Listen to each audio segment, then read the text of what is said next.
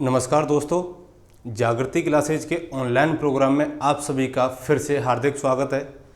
Political science की अगली series में हम लोग जो अगला हमारा टॉपिक है वो है शासन प्रणाली। इससे पहले आप लोग जान चुके हो कि राज्य की अवधारणा क्या थी, शासन के अंग क्या क्या होते हैं, उनका आपस में क्या संबंध था। उसके बाद हमने कानूनों के प्रकार जाने, न्यायपालिका को जाना कि भारत में किस प्रकार के कानूनों को न्यायपालिका के संदर्भ में शामिल किया गया है। तो आज का जो हमारा टॉपिक है वो ये है कि शासन प्रणालियाँ कितने प्रकार की हो सकती हैं। तो उन शासन प्रणालियों का कुछ परिचय है जो हम आपके सामने लेकर के आए हैं, और इसमें आज हम देखेंगे कि शासन प्रणाली कहाँ कहाँ चलती हैं और उन शासन प्रणाली के आधार पर जो हमारी भारत की राज्य व्यवस्था है, तो भारत की राजनीतिक व्यवस्था में किस तरीके की शासन प्रणाली को स्वीकार किया गया है और उसकी किन लोगों ने किन संदर्भों में किन आलोचनाओं के आधार पर उनकी जो आलोचनाएं हैं उसकी जो समीक्षा की है। तो देखिए, इस क्रम में सबसे पहले हम क्या करते हैं कि शासन प्रणाली। तो शासन प्रणाली का मतलब होता है कि ऐसा सिस्टम जो किसी देश की राज्य व्यवस्था को संचालित करता है वो क्या कहलाता है, शासन प्रणाली कहलाती है। तो इसको हम दो वर्गों में बांट के देखेंगे। तो पहले वर्ग में आज हम देखेंगे कि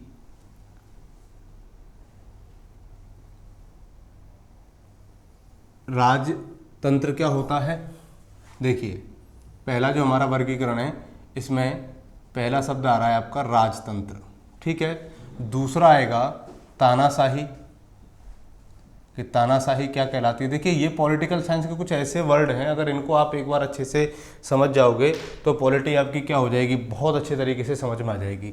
तीसरा जो सिस्टम चलता है वो है धर्मतंत्र, ठीक है। अगला सिस्टम है आपका अल्पतंत्र या गुटतंत्र। फिर आ जाएगा आपका कुलीन तंत्र या अभिजात तंत्र, और अंत में आ जाएगा हमारा लोकतंत्र, डेमोक्रेसी, ठीक है। तो ये कुछ परिचय हैं विभिन्न राजनीतिक प्रणालियों के, और इनके बारे में हम एक बार जानेंगे और ये देखेंगे फिर इसके बाद में, इन सब का अध्ययन करने के बाद में, कि हमारी जो भारतीय राजनीतिक व्यवस्था है वो इन शासन प्रणालियों में से किसके सबसे अधिक नज़दीक है, और कुछ लोग किस प्रकार से हमारी भारत की राजनीतिक व्यवस्था की या राजनीतिक प्रणाली की या शासन की आलोचना इन सभी राजनीतिक प्रणालियों से करते हैं, शासन प्रणालियों से करते हैं। तो देखिए, सबसे पहला जो हमारा इसमें पॉइंट है वो क्या है, राजतंत्र है, ठीक है। तो राजतंत्र किसे कहते हैं, सबसे पहली बात आती है तो इसको इंग्लिश में बोला जाता है मोनार्की। क्या बोला जाता है, मोनार्की। तो देखिए, राजतंत्र का मतलब क्या है कि जहां पर राजा ही क्या होता हो, शासक होता हो, वो क्या कहलाता है, राजतंत्र कहलाता है।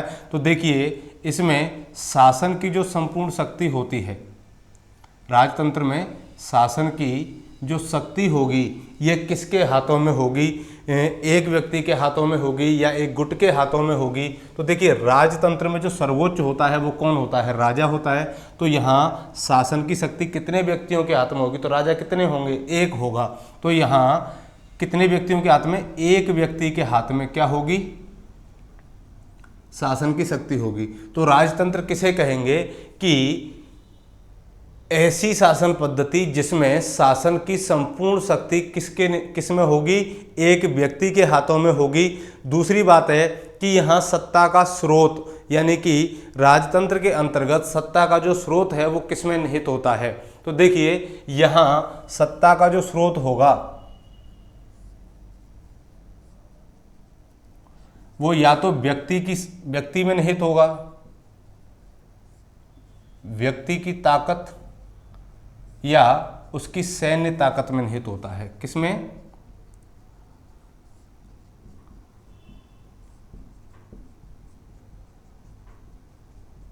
ठीक है।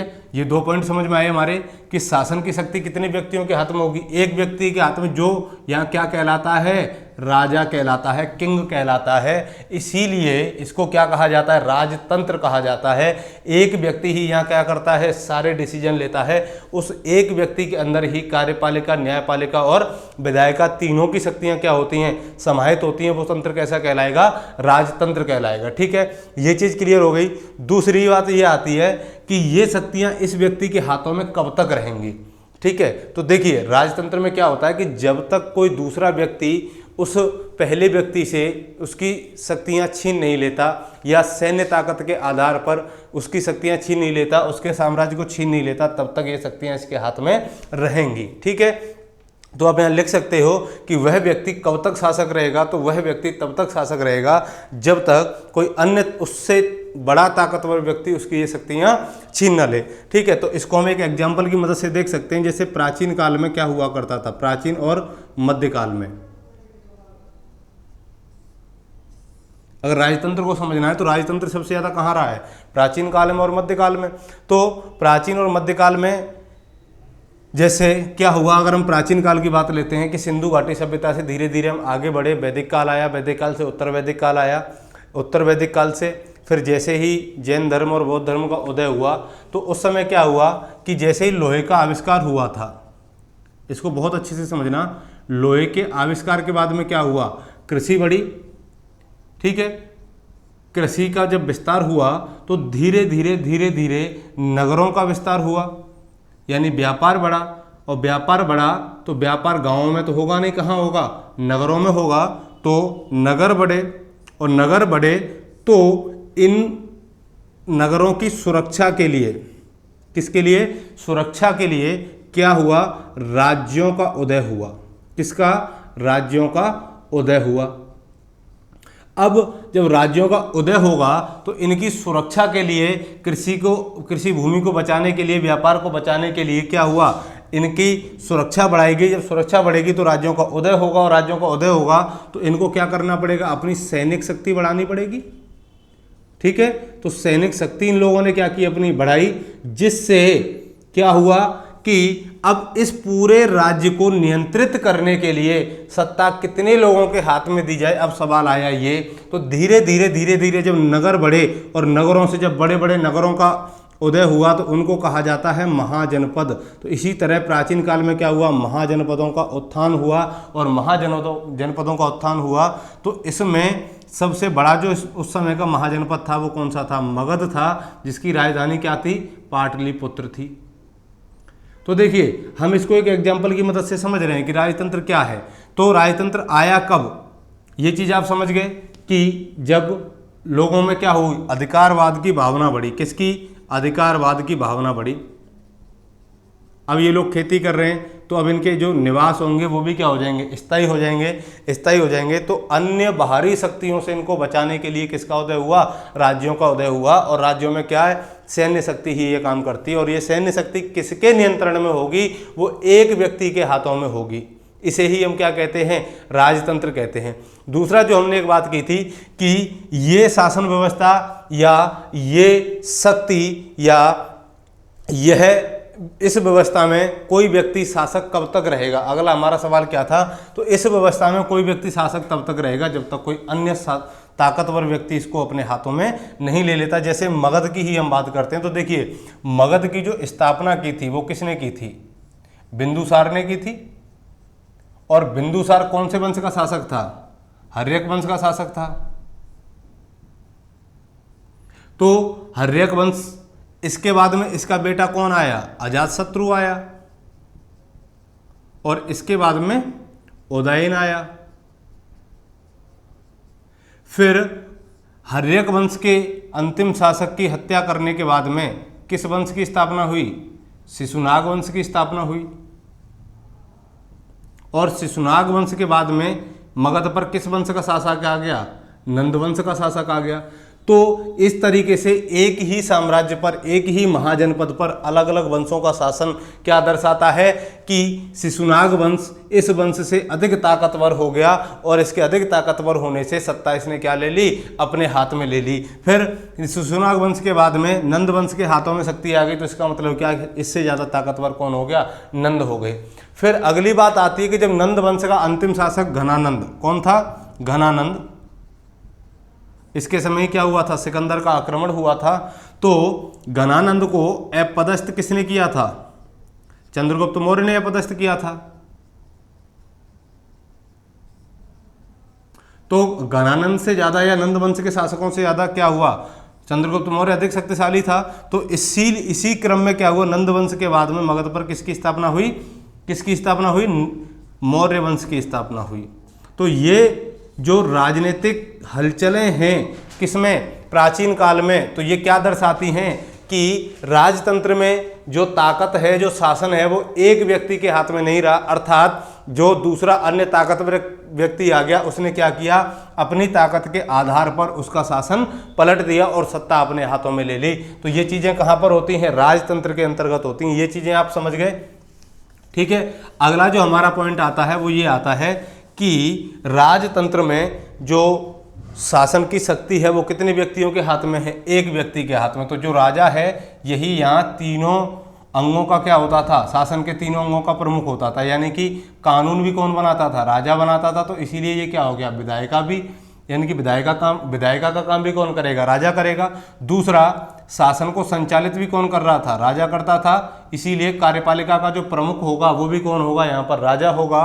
और किसी भी न्याय को, यानी कि किसी भी मामले के या किसी विवादों के निपटारे के लिए भी फैसला कौन सुनाता था, राजा सुनाता था। तो न्यायपालिका का प्रमुख भी यहाँ कौन होगा, राजा होगा। तो इस तरीके से राजतंत्र में ये तीनों शक्तियाँ कितने व्यक्तियों के हाथ में होती थी, एक व्यक्तियों के हाथ में होती थी। इसीलिए इसको क्या कहा जाता है, राजतंत्र कहा जाता है। यहाँ तक बात समझ में आ गई। लेकिन राजतंत्र में एक सिस्टम आप समझना कि यहाँ जो राजा होता था ये निरंकुश नहीं होता था, अर्थात राजा भी क्या होता था, किन्हीं नियमों का पालन करता था और इसीलिए ये निरंकुश न होकर के सत्ता, यानी कि अपने बनाए हुए नियमों के आधार पर चलता था। लेकिन एक ऐसा सिस्टम जहाँ पर राजा, यानी कि शासन की जो शक्ति होगी वो एक ही व्यक्ति के हाथों में हो, बाकी की तीनों चीज़ें एक ही व्यक्ति के हाथों में हो, सैन्य ताकत उसके हाथों में हो, तो यहाँ बस इतनी सी बात समझ लेना कि ये सारी चीज़ें सेम हैं, लेकिन सिर्फ एक चीज़ समझ लेना कि जहाँ पर राजा के ऊपर किसी का भी अंकुश न हो वो क्या कहलाता है, तानाशाही कहलाती है। क्या कहलाएगी, तानाशाही कहलाएगी। तो देखिए तानाशाही में भी क्या होता है, शासन कितने व्यक्तियों के हाथ में होगा, एक व्यक्ति के हाथ में होगा, ठीक है। और शासन की तीनों शक्तियां कितने व्यक्तियों के हाथ में होंगी, एक व्यक्ति के। कौन कौन सी, विधायिका की शक्ति भी इसके हाथों में होगी, कार्यपालिका की शक्ति भी इसके हाथों में होगी और न्यायपालिका की शक्ति भी इसके हाथों में होगी, ठीक है। लेकिन राजतंत्र में और तानाशाही में एक छोटा सा अंतर बस ये है कि राजा के ऊपर राजतंत्र में तो क्या होता है, अंकुश होता है, लेकिन यहां पर राजा के ऊपर कोई अंकुश नहीं होता, ठीक है। अंकुश का मतलब है कि इस पर कोई भी कानून बाध्य नहीं होता, कोई भी कानून लागू नहीं होता। इसीलिए जहां राजा के ऊपर कोई अंकुश न हो उस व्यवस्था को बोला जाता है तानाशाही। जैसे हम द्वितीय विश्व युद्ध के आसपास की बात करते हैं तो जर्मनी में सबसे बड़ा तानाशाह कौन हुआ था, हिटलर हुआ था। और वर्तमान में अगर किसी तानाशाह की अगर हम बात करते हैं तो उत्तर कोरिया का सबसे बड़ा तानाशाह कौन है, किम जोंग। कौन है, किम जोंग। तो ये क्या है, यानी कि इनके ऊपर, दोनों के ऊपर क्या नहीं था, अंकुश नहीं था। और जहां अंकुश नहीं होता वो क्या कहलाता है, निरंकुश शासन कहलाता है। निरंकुश का मतलब ही होता है तानाशाही, ठीक है। ये चीज़ें समझ में आ गई। तानाशाही और राजतंत्र में क्या अंतर है कि यहाँ तो राजा के ऊपर अंकुश रहेगा और यहाँ राजा के ऊपर अंकुश नहीं होगा। अगला जो हमारा पॉइंट आ रहा है वो क्या आ रहा है, धर्मतंत्र आ रहा है। और धर्मतंत्र के अंतर्गत शासन व्यवस्था कैसे चलती है, थोड़ी इसकी भी बात कर लेते हैं।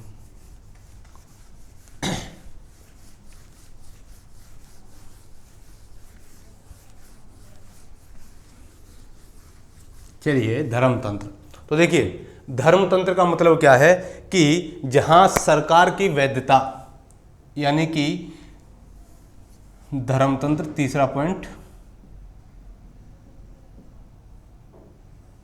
तो देखिए धर्मतंत्र में क्या है कि यहां जो सरकार की वैधता है ये किसके ऊपर टिकी रहती है। यहाँ राजतंत्र और तानाशाही में तो सरकार की वैधता किस में टिकी थी कि उनकी सैन्य शक्ति में या अपनी ताकत में इनकी वैधता टिकी थी कि कब तक ये राजा रहेंगे, कब तक शासक रहेंगे, जब तक की शक्ति इनके हाथों में रहेगी, यानी कि कब तक, जब तक कोई अन्य ताकतवर व्यक्ति इनसे अपनी शासन, उनकी जो सत्ता है वो छीन नहीं लेता। लेकिन यहाँ पर जो सरकार की वैधता है ये किसके ऊपर टिकी रहती है। तो देखिए धर्मतंत्र में जो सरकार की वैधता है वो किसके ऊपर टिकी रहती है, धार्मिक ग्रंथों के ऊपर टिकी रहती है। किसके ऊपर, धार्मिक ग्रंथों के ऊपर। ठीक है, ये चीज क्लियर हो गई आपकी कि राजतंत्र और तानाशाही में शक्ति के ऊपर, ताकत के ऊपर, और धर्मतंत्र में किसके ऊपर टिकी रहेगी, सरकार की वैधता के आधार पर, यानी कि सरकार की जो वैधता है वो धार्मिक ग्रंथों के ऊपर टिकी रहेगी। जैसे एग्जाम्पल तिब्बत में, तिब्बत की जो सरकार थी दलाई लामा की, प्लस वेटिकन सिटी, किस प्रकार की व्यवस्था चलती है यहाँ पर, धर्मतांत्रिक राजनीतिक व्यवस्था चलती है। दूसरी बात आती है कि धर्मतंत्र जहाँ चलता है वहाँ कानून क्या होता है, यानी कि तानाशाही और राजतंत्र इन दोनों में कानून कौन बना रहा था, राजा बना रहा था। लेकिन धर्मतंत्र में जो कानून बनते हैं वो क्या होते हैं, कौन सी विधि अपनाई जाती है। तो देखिए यहाँ पर ईश्वरीय विधि को मान्यता दी जाती है। किसको, ईश्वरीय विधि को मान्यता दी जाती है। अर्थात हम कह सकते हैं कि ईश्वर के कथनों को ही यहाँ क्या मान लिया जाता है, कानून मान लिया जाता है। ठीक है, ये चीज क्लियर हो गई। दूसरी बात आती है कि यहाँ तो जो संविधान था वो क्या था, इन लोगों ने जो बात बोल दी वो संविधान हो गया। लेकिन धर्मतंत्र में ऐसा नहीं है, यहाँ इन लोगों का जो संविधान होगा वो क्या होता है, इनके धार्मिक ग्रंथ ही इनका संविधान माना जाता है। ठीक है, ये 3-4 पॉइंट आपके क्लियर हो गए। दूसरी बात आती है कि अगर यहाँ किसी भी व्यक्ति में या किसी वाद में आपस में टकराहट हो जाए तो इनमें न्यायपालिका के सर्वोच्च स्तर पर कौन कार्य करता है। तो देखिए धर्मतंत्र में न्यायपालिका के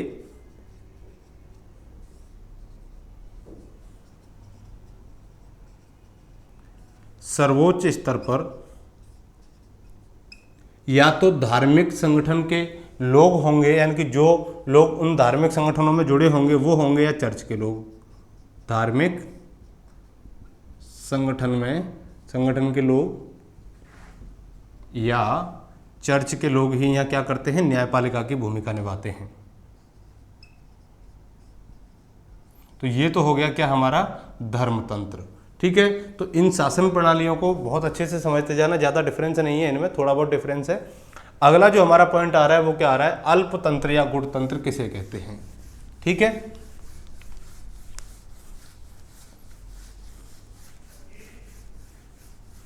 तो जो हमारा अगला सिस्टम है क्या, अल्पतंत्र या गुटतंत्र।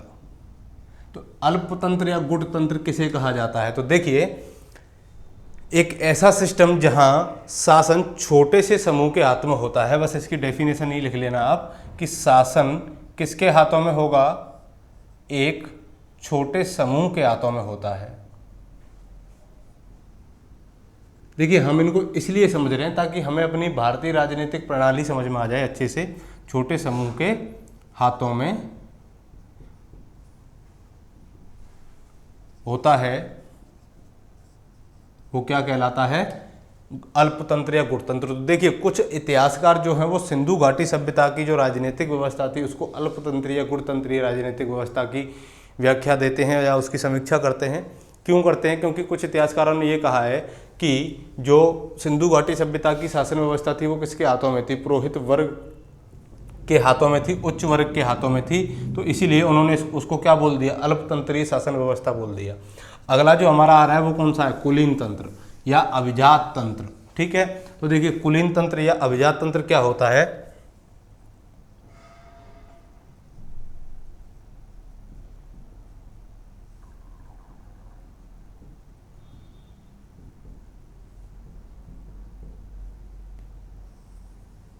ये वर्ड ही आपस में बहुत टिपिकल हैं। तो देखिए कहीं कहीं क्या होता है कि सामाजिक परंपराओं के आधार पर, कहाँ पर, सामाजिक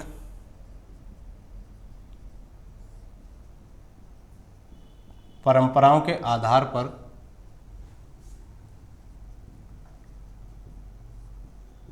जब उच्च वर्ग के लोग या उच्च वंश के लोग, उच्च कुल या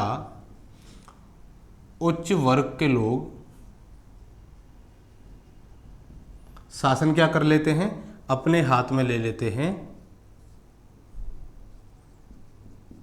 तो वो कैसा सिस्टम कहलाता है, कुलीन तंत्र या अभिजात तंत्र कहलाता है। ठीक है। तो दूसरी बात आती है कि इस तरीके का जो सिस्टम था ये कहाँ चलता था। तो प्राचीन काल में यूनान का जो सिस्टम था वो कैसा था, अभिजात तंत्रीय सिस्टम था प्राचीन यूनान में। ठीक है। तो ये तो बात हो गई किसकी, हमारी अभिजात तंत्र की या कुलीन तंत्र की। अगला जो हमारा पॉइंट आ रहा है वो क्या आ रहा है, डेमोक्रेसी, कुलीन तंत्र, लोकतंत्र किसे कहते हैं। अब इसके बारे में जानते हैं, फिर व्याख्या करेंगे, फिर समीक्षा करेंगे कि भारत की जो राजनीतिक व्यवस्था है वो किसके अधिक नज़दीक है। तो हमारा जो लास्ट पॉइंट बचा है इसमें वो क्या है, लोकतंत्र है। ठीक है। तो डेमोक्रेसी किसे कहते हैं, पहली चीज देखिए, लोकतंत्र की जो परिभाषा होगी वो क्या होगी कि लोगों का शासन लोगों के द्वारा और लोगों के लिए, लोगों का शासन लोगों के द्वारा किसके लिए, लोगों के लिए। वो क्या कहलाता है, लोकतंत्र कहलाता है। यानी कि जहां सत्ता का स्रोत कौन हो, जनता स्वयं हो। तो यहां लोकतंत्र में सत्ता का जो स्रोत होगी वो कौन होगी, जनता स्वयं होती है। ठीक है। और यही जनता तय करती है कि शासन कौन चलाएगा। कौन तय करेगा, जनता करेगी कि शासन कौन चलाएगा। ठीक है। तो देखिए 10 साल से पिछले 2004 से लेकर के 2014 तक किसकी सरकार थी, कांग्रेस की सरकार थी। लेकिन बाद में जनता ने क्या किया, कांग्रेस की सरकार को अपदस्थ कर दिया और 2014 में किसकी सरकार आ गई, मोदी सरकार आ गई, बीजेपी की सरकार आ गई।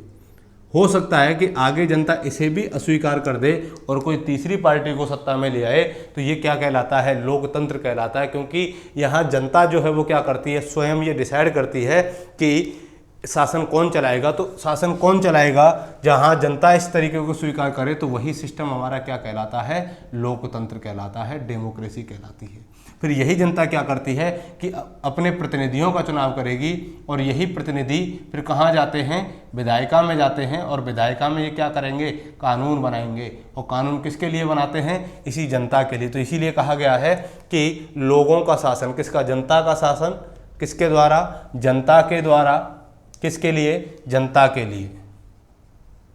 ठीक है। तो ये चीज़ आपकी क्लियर हो गई कि लोकतंत्र क्या होता है।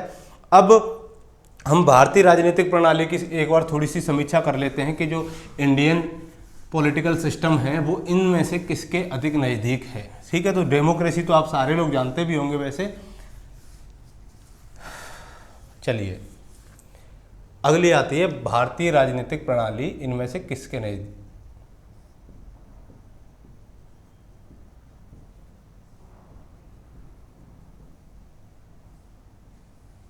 तो देखिए, अगर हम पहले वर्गीकरण के आधार पर देखें कि शासन कितने लोग चलाते हैं, तो उसके आधार पर पहला वर्गीकरण, शासन कितने लोग चलाते हैं।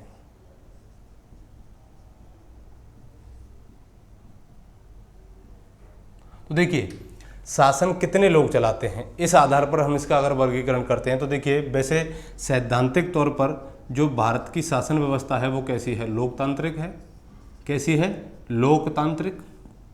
लेकिन कुछ लोग क्या कहते हैं, कुछ लोग आलोचना करते हैं इस मामले में भारत की जो राजनीतिक व्यवस्था है उसकी, कि जो यहाँ पर सत्ता की जो प्रतिस्पर्धा है,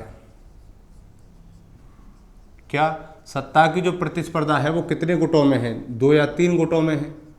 ठीक है, 2 या 3 गुटों का मतलब या तो कांग्रेस आती है शासन में या बीजेपी आती है, यानी कि यहाँ 2-3 दल ही ऐसे हैं जो सत्ता के केंद्र में रहते हैं और सत्ता में इन दोनों के बीच में क्या चलता रहता है? कंपटीशन चलता रहता है।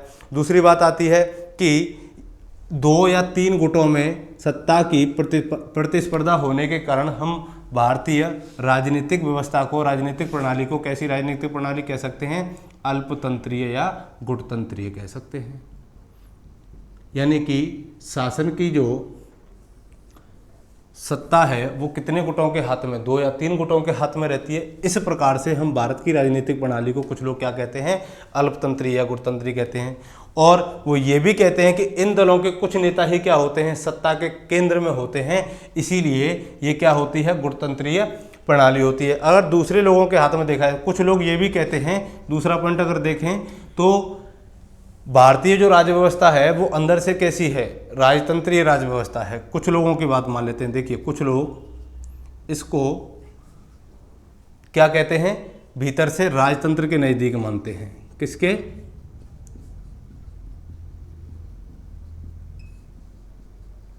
राजतंत्र के नज़दीक।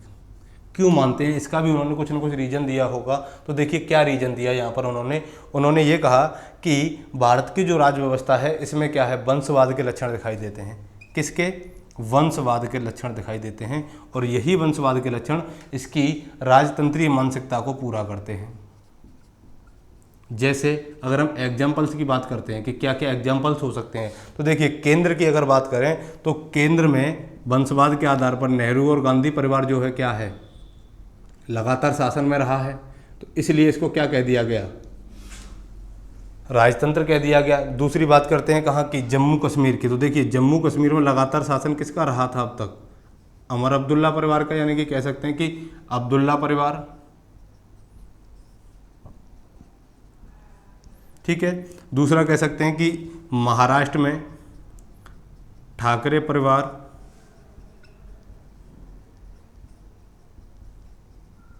ठीक है। इसके बाद में पंजाब में बादल परिवार।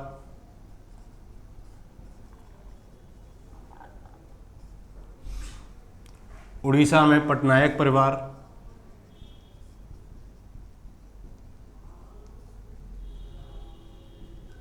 ठीक है। तो ये सारी जो व्यवस्थाएं, जैसे हरियाणा में, महाराष्ट्र का हो गया, तमिलनाडु में करुणानिधि परिवार है, उनके बारे में एक बार लिख लेना आप लोग। तमिलनाडु में करुणानिधि परिवार,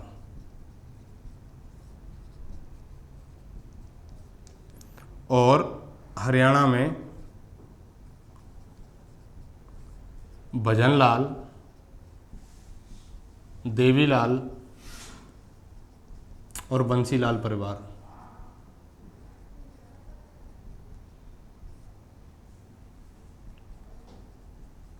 तो देखिए इन राज्यों में क्या रहा है? लगातार ये इन परिवारों के लोग ही सत्ता के केंद्र में रहे हैं। तो कुछ लोगों ने भारतीय राज्य व्यवस्था की आलोचना करते हुए कहा कि जो भारतीय राज्य व्यवस्था है वो अंदर से कैसी है? राजतंत्रीय व्यवस्था है। क्यों? क्योंकि इसमें हमेशा शुरू से ही क्या रहे हैं? इन परिवारों के सदस्य ही सत्ता के केंद्र में रहे हैं। इसलिए ये व्यवस्था वंशवाद के कौन से लक्षण को उजागर करती है? राजतंत्रीय स्वरूप को उजागर करती है। इसलिए इसको क्या कहा गया? राजतंत्रीय कहा गया। अल्पतंत्रीय किस रूप में कहा गया? कि यहाँ जो सत्ता की प्रतिस्पर्धा है वो कितने गुटों के बीच में रहती है? 2-3 गुटों के बीच में रहती है। राजतंत्री क्यों कहा गया? क्योंकि इसमें किसके लक्षण दिखाई देते हैं? वंशवाद के लक्षण दिखाई देते हैं, और वंशवाद के लक्षण दिखाई देने की वजह से इसको क्या कहा गया? राजतंत्रीय अर्थव्यवस्था कहा गया। देखिए कुछ लोगों ने इसको धर्मतंत्र की भी वो दी है कि भारत का जो राजनीतिक व्यवस्था है वो क्या है? धर्मतंत्रीय राजनीतिक व्यवस्था है। कैसे? देखिए तीसरा पॉइंट देख लेते हैं इसका कि धर्मतंत्रीय कैसे है। तो देखिए भारत की राजनीतिक व्यवस्था में जब चुनाव प्रचार होते हैं तो जितनी भी पॉलिटिकल पार्टियां हैं वो क्या करती हैं? धार्मिक नेताओं का उपयोग करती हैं, और धार्मिक नेताओं का ये उपयोग करने पर क्या करते हैं कि चुनाव प्रचार जब होता है तो चुनाव प्रचार में कौन आते हैं? धार्मिक नेताओं को शामिल किया जाता है। क्यों शामिल किया जाता है धार्मिक नेताओं को? इसलिए शामिल किया जाता है क्योंकि धर्म, भारत में जो धर्म है ये सबसे बड़ा अंधविश्वास है, और धर्म के आधार पर लोग क्या हैं, इन नेताओं के गुलाम बन जाते हैं। और जिधर ये नेता कहते हैं कि भाई यहाँ वोट देना है, तो ये जो लोग हैं जो इनकी अंधभक्ति में लगे हुए हैं वो क्या हैं, इनके पीछे पीछे चलते हैं और जिस पॉलिटिकल पार्टी को ये सपोर्ट करते हैं उसी पॉलिटिकल पार्टी को क्या देते हैं, मत देते हैं, वोट देते हैं। तो इसीलिए यहाँ धार्मिक नेताओं की भूमिका किस में बढ़ गई है, चुनाव प्रचार में बढ़ गई है। तो कुछ लोगों ने इसको किसकी संज्ञा दे दी, धर्मतंत्रीय स्वरूप की संज्ञा दे दी। लेकिन कई बार लोकतंत्र में भी सरकार क्या करती है कि इन धार्मिक नेताओं या लोगों की भावना को आहत न हो पाए, इससे बचने के लिए सरकार कई बार क्या करती है कि जितने भी धार्मिक मामले होते हैं उन पर कठोर निर्णय लेने से बचती है। ठीक है, तो ये हो गई बात किसकी, इन परिवारों की। दूसरी बात आ रही है कि ये कुलीन तंत्र कैसे है या अभिजात तंत्र कैसे है। तो कुलीन तंत्र या अभिजात तंत्र कह सकते हो आप कि कुछ परिवार ऐसे हैं जो पीढ़ी दर पीढ़ी राजनीति में सफल होते जा रहे हैं। इसीलिए हमारी जो भारत की राजनीतिक व्यवस्था है वो कैसी है, कुलीन तंत्रीय या अभिजात राजनीतिक तंत्र की व्यवस्था है। ठीक है, आज का जो हमारा टॉपिक था वो यहीं समाप्त होता है। इसके बाद में इसी क्रम में शासन की प्रणाली में अगला जो सिस्टम आएगा हमारा वो ये आएगा कि केंद्र और राज्यों के संबंध के आधार पर हमारी राजनीतिक या जो शासन प्रणाली है वो कितने प्रकार में बांटी गई है, कार्यपालिका और विधायिका के संबंधों के आधार पर जो हमारी शासन प्रणाली है वो कितने भागों में बांटी गई है। तो परिसंघीय, संघीय और एकात्मक सिस्टम को हम इसके अंतर्गत पढ़ेंगे। तो तब तक के लिए आप हमारा ये वीडियो बहुत अच्छे तरीके से देखें। तब तक के लिए मस्त रहिए, व्यस्त रहिए। थैंक यू, धन्यवाद।